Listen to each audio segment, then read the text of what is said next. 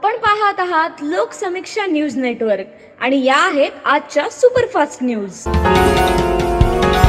या बातमीपत्राचे प्रायोजक आहेत श्री गजानन पॅरालिसिस व अर्धांगवायू केंद्र आणि श्री गजानन ॲक्युपंक्चर संतती केंद्र। पॅरालिसिस आणि अर्धांगवायूसाठी आता परभणीत उपचार उपलब्ध। 10 वर्षांपूर्वीचा पॅरालिसिस रुग्णही बरा होणार, विना ऑपरेशन उपचार होणार।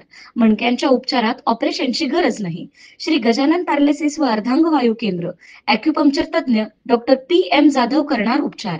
ॲक्युपंक्चरद्वारे लकवा, अर्धांगवायू, दमा, मधुमेह, संधिवात, मान पाठदुखी, गुडघे टाचदुखी, मणक्यांचे विकार, डोकेदुखी, अर्धशीर्षी, ॲलर्जी, जुनाट सर्दी, फ्रोजन शोल्डर, लठ्ठपणा, मेंदू, मज्जातंतू, मांसपेशीच्या विकारावर उपचार उपलब्ध। श्री गजानन ॲक्युपंक्चर संतती केंद्र। केवळ एक भेट आपल्या आयुष्यात आनंद आणेल। लग्नानंतर 10 वर्ष होऊनही संतती न झालेल्यांनाही संतती होऊ शकते। संतती विषयक सर्व उपचार केले जातील। एक वेळ अवश्य भेट द्या। श्री गजानन पॅरालिसिस व अर्धांगवायू केंद्र आणि श्री गजानन ॲक्युपंक्चर संतती केंद्र, मराठवाडा हायस्कूलच्या बाजूला, शिवाजीनगर, परभणी। मोबाईल 9975512126। नमस्कार, मी प्रभू दिपके लोकसमीक्षा न्यूज नेटवर्क मध्ये आपलं स्वागत करतो। आपण पाहत आहात परभणीचं एकमेव बातमीपत्र Loksamiksha superfast. Red Apple exclusive MIDC परिसर, परभणी। श्री गुरु नानक जयंतीनिमित्त परभणी शहरातल्या सिंधी समाज बांधवांच्या वतीनं आज श्री गुरु नानक देव यांच्या प्रतिमेची भव्य अशी मिरवणूक काढण्यात आली। या मिरवणुकीची सुरुवात नारायण चाळ चौकातून करण्यात आली। ही मिरवणूक गांधी पार्क, गुजरी बाजार, छत्रपती शिवाजी महाराज चौक आणि सुभाष रोड मार्गे मिरवणूक मार्गक्रमण करत सिंधी भवन इथं या मिरवणुकीचा समारोप करण्यात आला। या मिरवणुकीदरम्यान शहरातील सर्वत्र धार्मिक आणि उत्साहाचं वातावरण दिसून आले। महिलांपासून लहान मुलांपर्यंत सर्वांनीच पारंपरिक वेशभूषेमध्ये या मिरवणुकीमध्ये सहभाग नोंदवला। सिंधी समाज संघटना आणि विविध सामाजिक कार्यकर्त्यांनी या मिरवणुकीमध्ये आपला सहभाग नोंदवला। सेवा, एकता आणि बंधुत्वाचा संदेश देत ही भव्य अशी मिरवणूक सिंधी भवन इथं उत्साहात संपन्न झाली आहे। परभणीतल्या बी रघुनाथ सभागृहामध्ये आज सामाजिक ऐक्य परिषदेचं आयोजन करण्यात आलं। परिषदेच्या अध्यक्षस्थानी माजी सामाजिक न्यायमंत्री तथा राज्यसभा खासदार चंद्रकांत हंडोरे हे होते, तर प्रमुख मार्गदर्शक म्हणून आमदार सिद्धार्थ खरात आणि वक्ते म्हणून ॲडव्होकेट पवन शिंदे यांची उपस्थिती होती। त्याचबरोबर डॉक्टर प्रवीण गुणकुटे, विजय सुखदेव, सुहास पंडित, सतीश भिसे, प्रेमानंद बनसोडे, काँग्रेसचे नेते आलमगीर खान आदींची उपस्थिती होती। कार्यक्रमाच्या दरम्यान बोलताना राज्यसभा खासदार चंद्रकांत हंडोरे यांनी परिषद घेण्यामागील उद्देश सांगितला। तसंच मागासवर्गीयांच्या विविध योजना, ज्यामध्ये शैक्षणिक, आर्थिक, राजकीय व इतर योजनांचा उपयोग मागासवर्गीय प्रवर्गातील सर्वांना मिळावा यासाठी सामाजिक ऐक्य परिषदेचं आयोजन करण्यात आलं असल्याचं त्यांनी सांगितलंय। राज्यघटनेनं दिलेल्या आरक्षणाचं वर्गीकरण करता येत नाही, मात्र अनुसूचित जाती समूहातील काहींना यामध्ये अ-ब-कडं आरक्षण हवंय नव्हे हे सरकारचं प्रायोजित आहे। सरकारला समाजामध्ये तेढ निर्माण करायचंय, त्यासाठीच या मागणीला ते दुजोरा देत आहेत। मात्र आरक्षणाचं वर्गीकरण करण्याचं संविधानामध्ये कुठलीही तरतूद नाही, असं खासदार चंद्रकांत हंडोरे यांनी माध्यमांशी बोलताना सांगितलं। सरकारचं कुटील कारस्थान आहे, त्यांच्या पक्षातल्या नेत्यांचं कारस्थान आहे की या 59 जातीमध्ये फूट कशी पाडता येईल आणि त्यांचं नुकसान कसं करता येईल आणि शेवटी आरक्षण संपवण्याच्या प्रक्रियेला कशी सुरुवात करता येईल हा मुद्दा मूळ आहे। आणि म्हणून त्यांना ते पाहिजे। सगळं कसं आहे की उपवर्गीकरणाची डिमांड हा फक्त एकच समाज करतो, बाकी 58 जाती ज्या आहेत त्यापैकी कुणी करत नाही। काही त्यांच्यातले नेते हे RSSच्या BJPच्या गळाला लागलेले आहेत आणि ते मागणी करतायत। खरं म्हणजे राज्यघटनेच्या तरतुदीनुसार 59 जातींना फोडता येत नाही, वेगवेगळं करता येत नाही, त्यांच्या उपवर्गीकरण करता येत नाही। परंतु आता हे सरकार समाजामध्ये फुटच पाडण्याचं काम करत असेल तर मग नाईलाज आहे या गोष्टीचा। पूर्णा तालुक्यातल्या ताडकळस परिसरातील निळा महागाव रस्ता दुरुस्त करावा या मागणीसाठी मानवाधिकार संरक्षण संस्थेचे महाराष्ट्र सचिव माणिकराव सूर्यवंशी यांनी आज ताडकळस इथं आमरण उपोषणाला सुरुवात केली आहे। मागील काही दिवसापासून या परिसरातील ग्रामस्थांचे निळा महागाव हा रस्ता दुरुस्त करून द्यावा यासाठी मागच्या काही दिवसापासून मागणी आहे। यापूर्वी देखील ग्रामस्थांनी व सूर्यवंशी यांनी प्रशासनाला निवेदन देऊन 9 ऑक्टोबर रोजी उपोषण केलं होतं। तेव्हा संबंधित अधिकाऱ्यांनी लवकरच हा रस्ता तयार करून देऊ असं आश्वासन दिलं होतं। मात्र अद्यापही हा रस्ता सुरू न झाल्यानं माणिकराव सूर्यवंशी यांनी आजपासून उपोषण सुरू केलंय। सततचे दवाखाने करून कंटाळलात? आता शेवटचा उपाय। डॉक्टर गोविंद कामटे यांचे बालाजी आयुर्वेदिक निसर्गोपचार केंद्राला भेट द्या। शुगर, मूळव्याध, ॲलर्जी, सोरायसिस, गजकर्ण, दमा, लठ्ठपणा, गुडघेदुखी, कंबरदुखी, वात, गाठीचे आजार, लकवा, केस गळणे, मूतखडा, सफेद डाग यांसारख्या जुनाट आजारांवर खात्रीशीर उपचार केले जातात। दारू सोडवण्यासाठी विशेष उपचार उपलब्ध। संपर्क डॉक्टर गोविंद कामटे, आयुर्वेद विद्याविशारद, बालाजी आयुर्वेदिक निसर्गोपचार केंद्र, तलाठी कार्यालयाच्या बाजूला, वसमत रोड, परभणी। संपर्क 9921691008।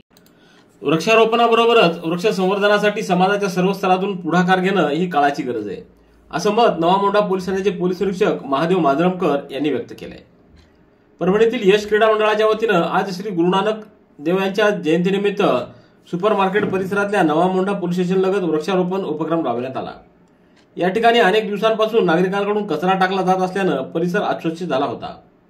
मंडळाचे अध्यक्ष गौतम भराडे यांनी पुढाकार घेत हा परिसर स्वच्छ करून तिथं वृक्षारोपणाचा उपक्रम आयोजित केला।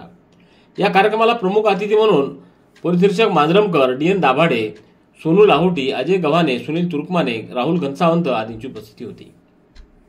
कार्यक्रमादरम्यान उपस्थित मान्यवरांच्या हस्ते विविध प्रकारच्या झाडांचं रोपण करण्यात आलं। यश क्रीडा मंडळाच्या उपक्रमाचं सर्वच मान्यवरांनी कौतुक केलं। मंडळाच्या वतीने बऱ्याच दिवसापासून आमच्या या बाजूला परिसरातले लोक कचरा टाकत होते, त्याचा एक चांगली उपाययोजना म्हणून गौतम भराडे यांनी केली। वृक्षारोपण केले आणि कुंड्या लावल्या, त्याचप्रमाणे रस्त्याच्या बाजूला त्या दुसऱ्या बाजूला पण त्याचप्रमाणे केलं होतं आणि त्यांनी झाडं जगवलेली आहे।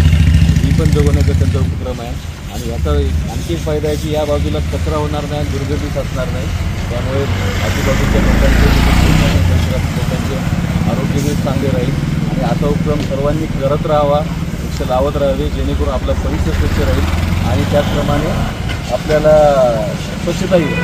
तर ह्या रस्त्याने मी नेहमीच येतो जातो आणि हा जो कॉर्नर आहे पोलीस स्टेशनचा सुपर मार्केटचा जो काही भाग आहे, ह्या भागात अतिशय घाण आणि कचरा म्हणजे प्रचंड प्रमाणात होता।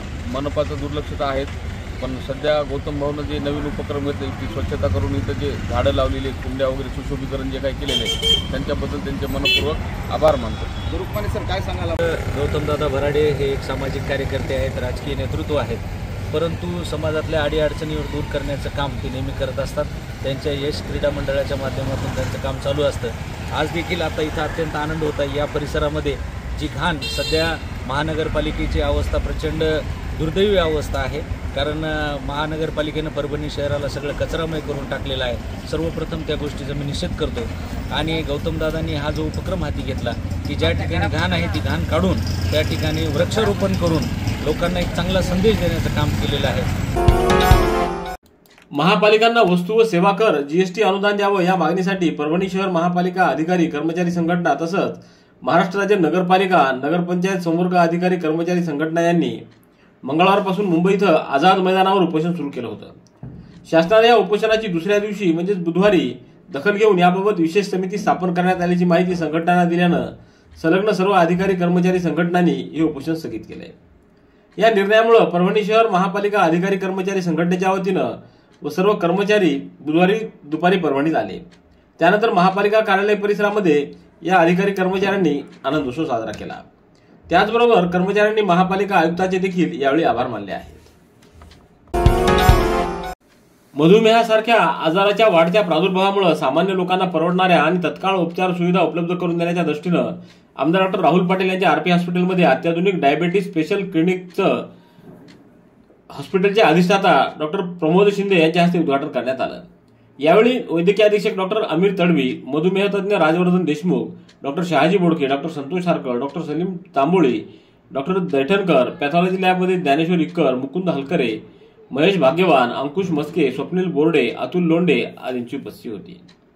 Red Apple furniture, smart furniture for smart people. Exclusive. Parbhani शहरातील भव्य शोरूम रेड ॲपल एक्सक्लुझिव्ह.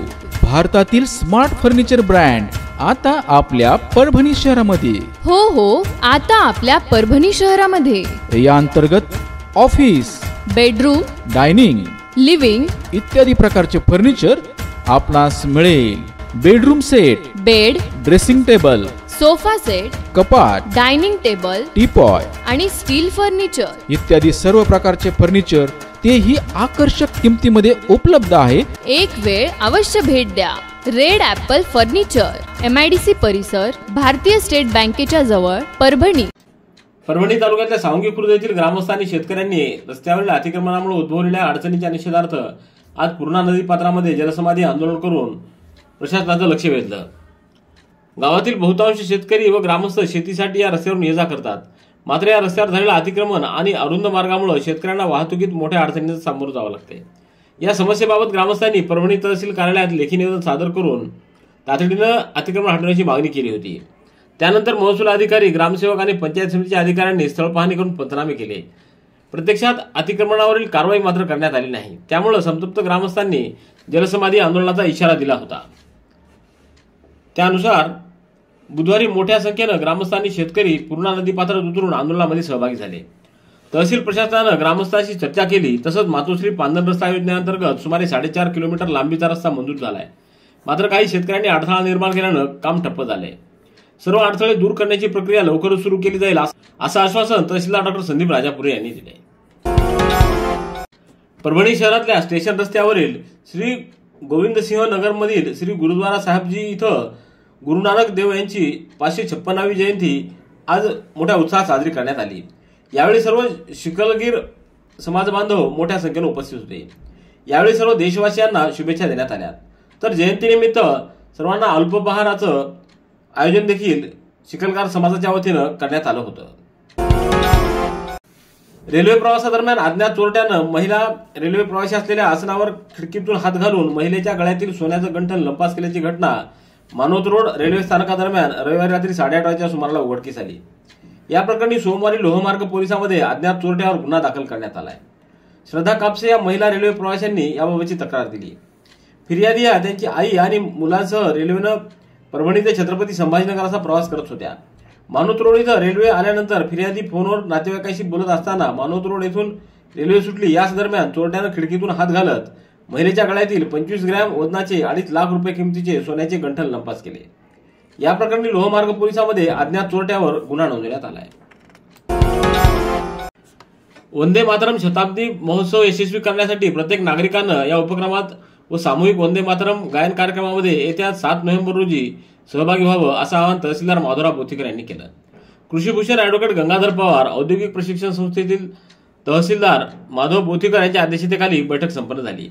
यावेळी समितीचे सचिव प्राचार्य पांडुरंग अन्नपूर्णे, सदस्य doctor Mahesh Mortate, VW Nagare, SS Sakalkar, Kalpana Uchale, Atiq सौदागर, आसाराम वल्लमवाड उपस्थित होते.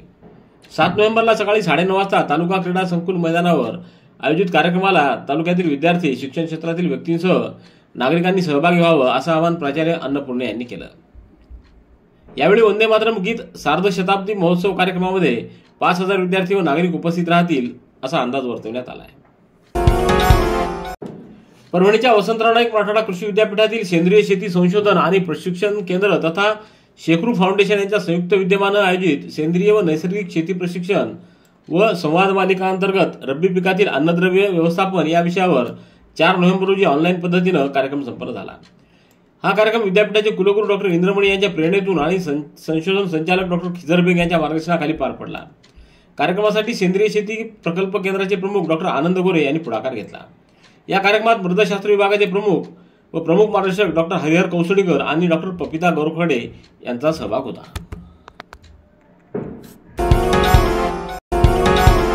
रेड ॲपल एक्सक्लुझिव्ह MIDC परिसर, परभणी. याबरोबरचे बातमीपत्र संपलं. पुन्हा भेटूया उद्याच्या सुपरफास्ट बातमीपत्रात. पाहत रहा लोकसमीक्षा. तुम्हाला हे बातमीपत्र कसं वाटलं याबद्दल आपली प्रतिक्रिया नोंदवा. दररोजचे अपडेट्स मिळवण्यासाठी लोकसमीक्षा चॅनलला सबस्क्राईब करा. धन्यवाद.